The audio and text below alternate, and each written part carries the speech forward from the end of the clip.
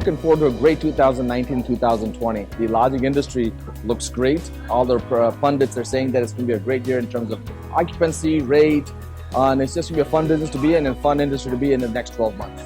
Listen, the way the economy goes, that's the way the hotel business goes. And none of us are economists. At the end of the day, things are looking pretty good. All the metrics are pointing in the right direction with strong consumer confidence, stock market highs. We have a good economy, and that's good for the hotel industry. I think we're near the peak of a cycle, and that means for all these reasons we do have to be especially sharp and knowledgeable about how to run our business more efficiently. So the common question everyone is asking is, what inning are we in?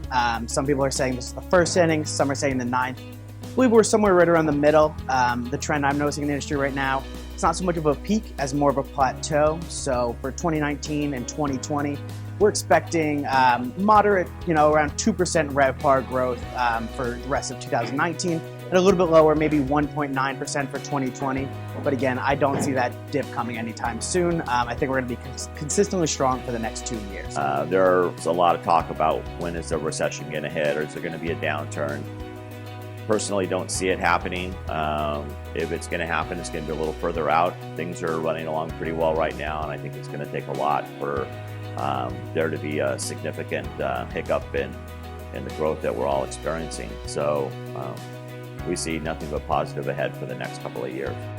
I feel we are at this point, there's a lot of growth, a lot of enthusiasm, and I feel like this enthusiasm is going to stay in the coming year also. It might flatten out, but it will still stay there. Next year is a big election year, so I feel like we will see a lot of things happening. I think there's still a good amount of opportunity if you're focusing on growth markets. We're very much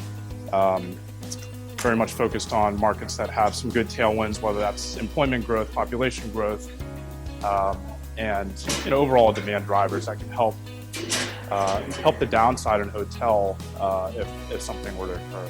But I think overall a challenging time. I think it's important for us and a lot of other folks to stay disciplined in their approach. We all recognize that we're entering an era where RevPAR growth is flattening out, and the real opportunities will become more innovative management, greater guest experiences, cost reductions in operations, and really getting a much tighter relationship with our customers. So I think it's a unique and challenging time right now in the hotel space, finding opportunities. For us, we're primarily focused on value-add opportunistic deals, which I think at this point in the cycle, a lot of it has been picked over.